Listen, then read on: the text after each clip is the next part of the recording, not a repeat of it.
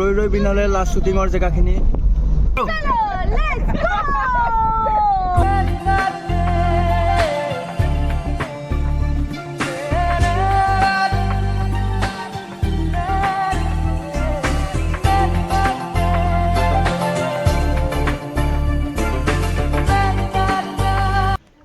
নমস্কাৰ বন্ধু বান্ধৱীসকল, আজি বহুত দিনৰ পিছত এটা দীঘলীয়া ব্লগ বনাবলৈ সাজু হৈছোঁ।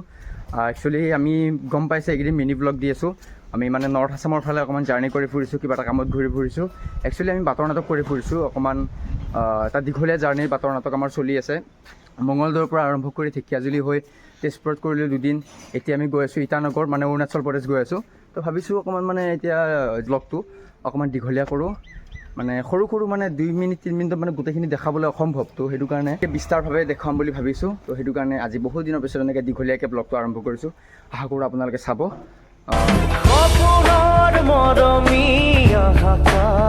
তো এনেকৈ মিন্ময় দাহঁতৰ ঘৰৰ ৰাস্তাৰ পৰা ওলাই পেলাই আমি এয়া পালোঁ মহাভৈৰৱ মন্দিৰ, যিহেতু নিচেই কাষত আছে মহাভৈৰৱ মন্দিৰ।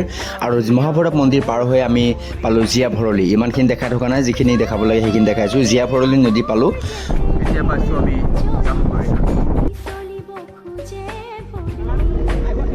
বাকী যি নহওক ৰাইজ, চাহ বাগানখন পালে কিবা এটা ভাল লাগে, হয়নে? চাওকচোন কি সুন্দৰ পৰিৱেশ। পাইছোঁ আমি বিশ্বনাথ চাৰিআলি, জামুগুৰিহাট পাৰ হৈ আহিলোঁ, চতিয়া পাৰ হ'লোঁ, এতিয়া সোমাইছোঁ আমি বিশ্বনাথ চাৰিআলিত। আৰু পাইছোঁ এয়া চাহ বাগান।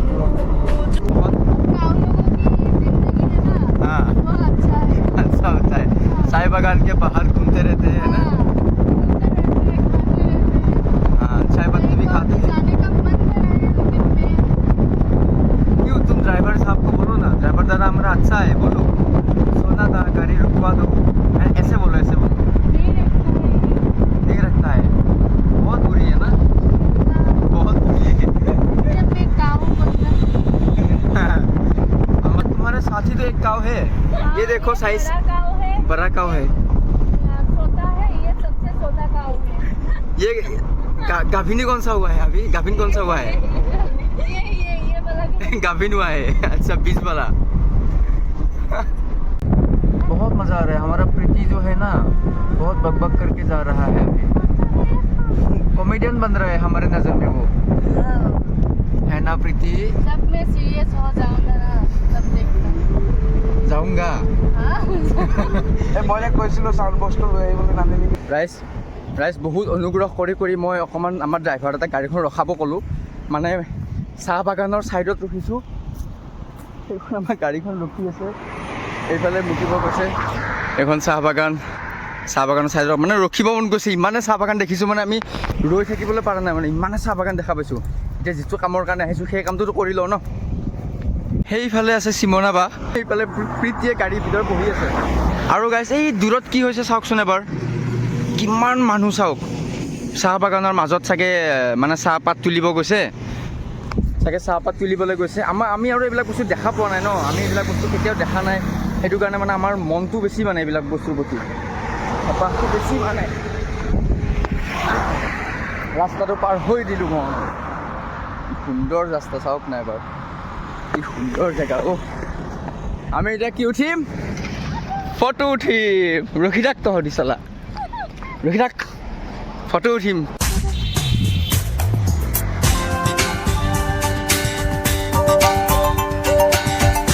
মন গৈছে গাইজ, চাহ বাগান ইমানে দেখা পাই আছোঁ, দেখা পাই মানে লাষ্টত থাকিব পৰা নাই।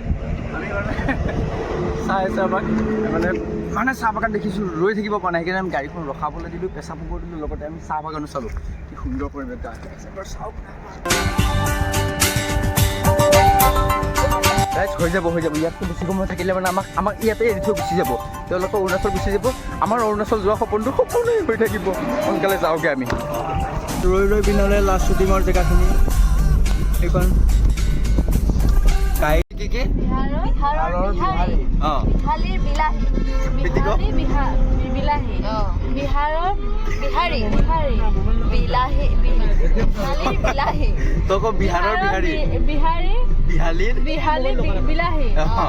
যিহেতু আমি বিশ্বনাথ চাৰিআলিৰ বিহালী জেগাকণ পাৰ হৈ আহিছিলোঁ, সেইটো কাৰণে চবৰে মানে জোচ, মানে আমি বিহাৰী বাদ দিয়ক, তেনেকুৱা পাবলৈ হৈছে আৰু মাত্ৰ 30 কিলোমিটাৰ।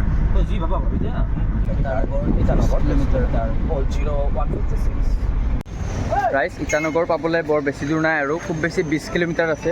আমি এতিয়া এটা জেগাত ৰখিছোঁ, জেগাটোৰ নামটো আনন্দপুৰ দেখাই আছে ইয়াতে, মানে হলংগী বিশ্বনাথ চাৰিআলি। এইটো ডিষ্ট্ৰিক্ট চাগে বিশ্বনাথ চাৰিআলি পৰিব মেবি, কিন্তু ডিষ্ট্ৰিক্ট কি পৰে এইখিনি? আছামে হয়নে এইখিনি? বিশ্বনাথ। আমি এতিয়া বিশ্বনাথ চাৰিআলিতে আছোঁ, মানে গহপুৰ পাৰ হ'লোঁ, হলংগী পাৰ হ'লোঁ, এতিয়া এইখিনি আনন্দপুৰ দেখাই আছে। ইয়াতে ভাতটো খাবলৈ ৰখিছোঁ। বহুত বেছি ৰ'দ গাইজ, আপোনালোকে মোৰ এক্সপ্ৰেশ্যন চাই লাগে দেখিছেই, বহুত বেছি ৰ'দ মানে ইয়াত। আৰু সেইখন আছে এনেকৈ গ'লে গুৱাহাটী ইয়াৰ পৰা দেখাই আছে 320 কিলোমিটাৰ, তেজপুৰ 139, বিশ্বনাথ চাৰিআলি 73 কিলোমিটাৰ্ছ। বাকী ৰ'দটো চাওক, কি খাওঁকৈ আহিছে একদম ৰ'দ ইয়াতে। তো গাইজ ধুনীয়াকৈ ভাত পানী খাই ল'লোঁ, আৰু ভাত পানী খাই উঠি পেলাই আমি আকৌ আমাৰ ইটানগৰ যাত্ৰাত সোমাই গ'লোঁ, আৰু তেনেকৈ পাই গ'লোঁ আমি অৰুণাচল বৰ্ডাৰ। তো গাইজ এতিয়া আমি পাইছোঁ অৰুণাচল বৰ্ডাৰ। এই গেটটো সিপাৰে গ'লে পাওঁ আমি অৰুণাচল, বৰ্তমান অসমত। ৰাইজ 1 বজাতে আহি পাইছিলোঁ অৰুণাচল বৰ্ডাৰ হলংগী। তাৰপিছতে আৰু মানে ইয়াতে পাছ বনাব গৈ পেলাই এতিয়া 4টা বাজিলে, অৱশেষত পাছ চাছ লৈ পেলাই আহিলে। মোৰ মুখখন চাওকচোন গাইজ, কিমান দুখ, মোৰ হেভি দুখ হৈ গৈছে গাইজ, চকু তকু গাঁতত সোমাই গৈছে। আৰু ফাইনেলি আমি এইবিলাক সোমাই পৰিলোঁ অসমৰ পৰা, পাই গ'লোঁ অৰুণাচল, পাই গ'লোঁ আৰু নাযাওঁ। ৰাইজ এনেকৈ আমি বৰ্ডাৰ ক্ৰছ কৰি পেলাই ইটানগৰ ৰাস্তাত সোমাই পৰিলোঁ, আৰু বৰ বিশেষ একো কথা নকওঁ, ধুনীয়া আপোনালোকে পাহাৰৰ মনোৰম দৃশ্য উপভোগ কৰক।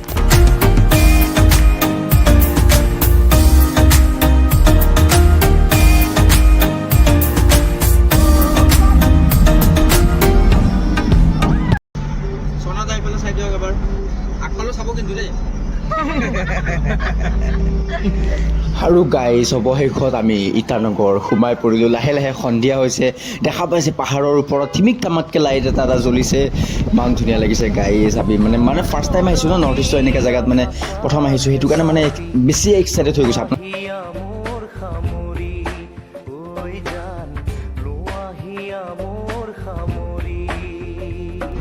ৰাইজ কিবা এটা শব্দ শুনিছেনে যে দূৰৰ পৰা বন্দে মাতৰম কৈ আহিছে, দেখিছেনে কিবা এটা প্ৰটেষ্ট চলিছে গাইজ।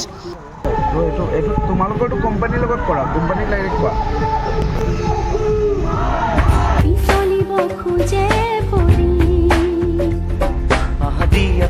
তো গাইজ ফাইনেলি আমি ইটানগৰ আহি পালোঁ, আৰু আমি মানে একোতো হোটেল বিচাৰি থকা নাই, যিহেতু বাহিৰত খালে বহুতখিনি পইচা যায়, সেইটো কাৰণে আমি এটা হোমষ্টে লৈ লৈছোঁ, গোটেইকেইজন মানুহ একেলগে থকাকৈ, বজাৰ কৰি পেলাই একেলগে খোৱাকৈ। ফাইনেলি গাইজ আমি ইটানগৰ আহি পাই গ'লোহি, আৰু বাকী আমাৰ ৰুম হৈ গ'ল, ইফালে চবেই শুই আছে, নেদেখাওঁ বাৰু এতিয়া। তো বাকী ভিডিঅ'টো ইমানতে শেষ কৰিছোঁ। কাইলৈ আমাৰ ইটানগৰত শ্ব' আছে, কেনেকুৱাকৈ হয় সকলোখিনি দেখাবলৈ চেষ্টা কৰিম। বাকী ইটানগৰত কালি হৈ যোৱাৰ পিছত আকৌ নাহৰ লগত, তাৰপিছত আকৌ আমি আছামলৈ ঘূৰি যাম, আকৌ অৰুণাচললৈ আহিম। মানে ভিডিঅ'টো ইমানতে শেষ কৰিছোঁ। ভাল পালে লাইক কমেণ্ট শ্বেয়াৰ কৰিব, নতুন যদি ছাবস্ক্ৰাইব কৰিব। লগ পাম নতুন ভিডিঅ', তেতিয়ালৈকে বাই।